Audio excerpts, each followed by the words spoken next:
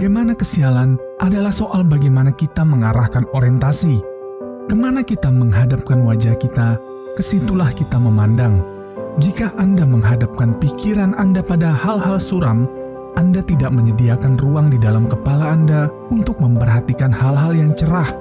Sebaliknya, jika Anda mengarahkan perhatian Anda pada keberuntungan yang Anda dapatkan hari ini, maka Anda mengelilingi diri dengan keberuntungan.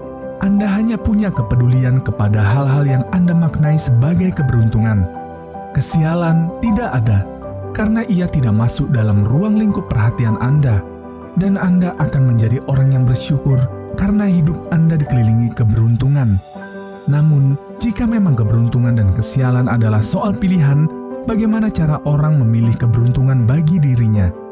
Sederhananya, ketika Anda memilih sesuatu, Anda hanya perlu menegaskan pilihan Anda. Ada sekian pilihan di hadapan Anda ataupun situasi Anda hari ini, dan Anda memilih secara bebas apa yang Anda inginkan. Saya memilih sebagai orang yang beruntung, dan sekarang adalah hari keberuntungan saya. Saya memilih meyakini bahwa saya orang yang beruntung dan di masa depan saya lebih beruntung. Jika Anda pernah mengucapkan kalimat afirmasi dan pikiran sadar Anda berontak menyatakan bahwa Anda sedang menipu diri sendiri, maka kata memilih akan melumpuhkan perlawanannya. Anda memilih dan itu bukan sesuatu yang menghantam kekuatan negatif yang mungkin akan mengganggu Anda. Pendeknya, Anda memiliki hak pilih untuk menjalani hidup Anda sendiri. Tidak peduli bagaimana beratnya kondisi hidup Anda. Waktu yang paling tepat untuk menegaskan pilihan adalah ketika Anda baru bangun tidur dan ketika Anda hendak tidur.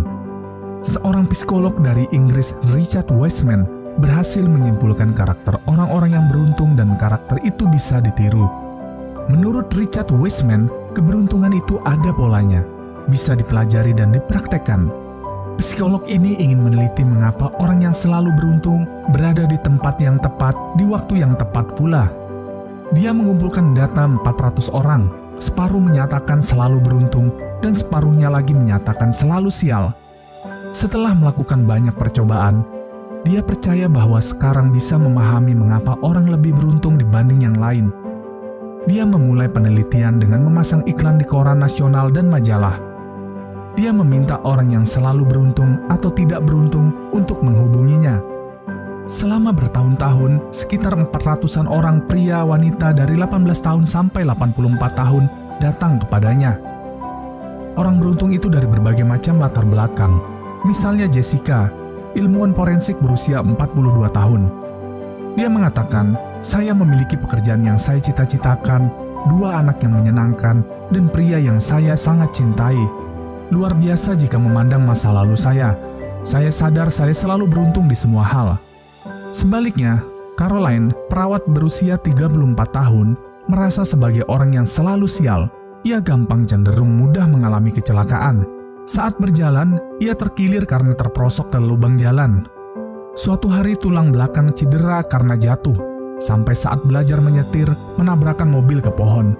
Ia juga tidak beruntung dalam urusan asmara dan merasa selalu berada di tempat yang salah pada saat yang salah. Bertahun-tahun dia mewawancarai orang-orang ini dan mereka diminta mengisi buku harian, memberi jawaban, melakukan tes IQ, dan mengundang mereka ikut dalam sejumlah percobaan.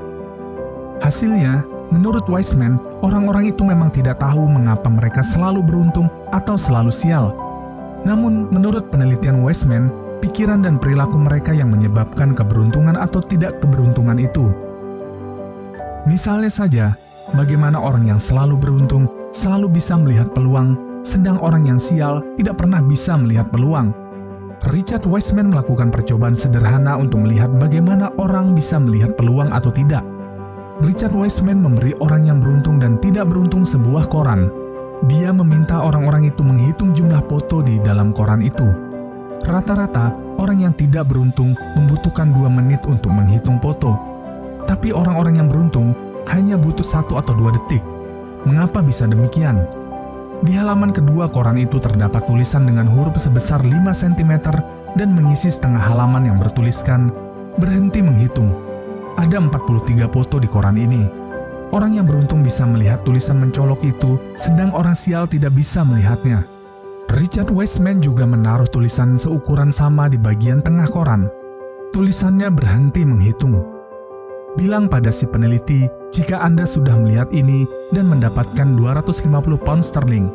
Tapi kembali, orang yang tidak beruntung itu tidak melihat tulisan itu, sehingga tidak bisa mendapatkan 250 pound sterling tersebut. Orang yang tidak beruntung terlalu sibuk menghitung foto sehingga gagal memanfaatkan 2 peluang di satu koran saja. Tes kepribadian juga memperlihatkan bahwa orang yang tidak beruntung pada dasarnya lebih tegang daripada yang beruntung. Ketegangan ini membuat mereka tidak bisa menangkap hal-hal di luar dugaan yang kadang menguntungkan. Bagaimana ketegangan ini bisa membuat orang tidak bisa menangkap peluang? Richard Wiseman melakukan percobaan kembali. Sekelompok orang beruntung dan tidak beruntung diminta melihat kursor yang bergerak-gerak di tengah layar komputer. Tanpa ada tanda-tanda, sebuah titik besar kadang muncul di ujung layar. Hampir semua orang yang ikut percobaan ini melihat titik besar yang muncul di ujung layar. Namun, bagaimana jika mereka diberi ketegangan? Mereka dijanjikan hadiah uang besar jika memperhatikan kursor di tengah layar. Mereka menjadi tegang dan memusatkan perhatian pada kursor di tengah layar. Hasilnya, hampir sepertiga peserta tidak bisa melihat titik besar di ujung layar. Richard Wiseman mengatakan orang yang tidak beruntung terlalu fokus pada satu hal, sehingga melupakan hal yang lain yang kadang membawa keberuntungan. Hal ini tampak bagaimana mereka menjalani kehidupan sehari-hari. Saat orang yang selalu tidak beruntung pergi ke pesta misalnya, mereka sangat memusatkan perhatian agar bisa mendapatkan pasangan yang sempurna. Akibatnya, mereka kehilangan kesempatan membuat banyak teman baru, yang mungkin saja satu dari banyak teman baru itu adalah orang yang sempurna menjadi pasangannya. Begitu pula saat mereka melihat iklan lowongan pekerjaan, orang yang selalu tidak beruntung hanya melihat jenis-jenis pekerjaan yang mereka inginkan, padahal sangat mungkin ada pekerjaan yang lain. Orang yang beruntung lebih santai dan melihat yang ada di iklan-iklan lowongan, bukan sekedar mencari sesuatu. Berdasarkan kesimpulan riset yang Richard Wiseman lakukan, ternyata orang-orang itu selalu beruntung karena hal-hal berikut. Yang pertama, senang memaksimalkan peluang. Mereka menjalani hidup dengan enjoy, tidak terburu-buru dan lebih santai. Mereka juga terbuka dengan hal-hal yang baru, senang bergaul, dan menciptakan serta memanfaatkan peluang yang ada menjadi karya nyata yang bisa memberi manfaat kepada banyak orang. Yang kedua, mendengarkan hati nurani. Untuk mengasah nurani, mereka terbiasa merenung, bermeditasi, berdoa secara khusyuk. Mereka memutuskan sesuatu karena panggilan nurani dan intuisinya, tidak terjebak pada banyak kajian dan analisa. Bila mereka yakin, mereka putuskan meski secara nalar tidak masuk akal. Mereka orang-orang yang memiliki nyali tidak takut gagal. Yang ketiga, yakin mendapat keberuntungan. Orang-orang yang hidupnya beruntung selalu yakin bahwa dia mendapatkan keberuntungan. Mereka sangat mensyukuri apa yang sudah mereka peroleh dan selalu memandang masa kini dan masa depan dengan keyakinan positif bahwa mereka akan mendapatkan keberuntungan. Dunia dipenuhi keberlimpahan sehingga tidak perlu merasa gelisah dan khawatir. Yang keempat, mereka yakin di balik kesialan selalu ada keberuntungan. Mereka selalu melihat ada hikmah di balik penderitaan, musibah, dan kesialan. Selalu ada pelajaran positif yang bisa diambil dari setiap kejadian, termasuk kesialan sekalipun. Bahkan mereka sangat yakin di balik satu kesialan terdapat banyak keberuntungan yang bisa mereka dapatkan. Seperti yang disebutkan dalam Al-Quran surat Al-Insyirah ayat 5 yang berbunyi, "Karena sesungguhnya sesudah kesulitan itu ada kemudahan." Ayat ini pun diulang di ayat ke-6. Sesungguhnya sesudah kesulitan itu ada kemudahan. Menurut Profesor Quraisy Shihab ketika menafsirkan ayat ini, di balik setiap kesulitan yang kita hadapi minimal ada 2 kemudahan yang kita dapatkan. Mari kita terapkan kebiasaan orang-orang yang hidupnya dipenuhi dengan keberuntungan, disertai keyakinan bahwa Tuhan benar-benar menjadikan hidup kita dipenuhi keberuntungan. Bukankah Tuhan sesuai dengan prasangka hamba-Nya? Apabila kita berprasangka beruntung, maka beruntunglah kehidupan kita.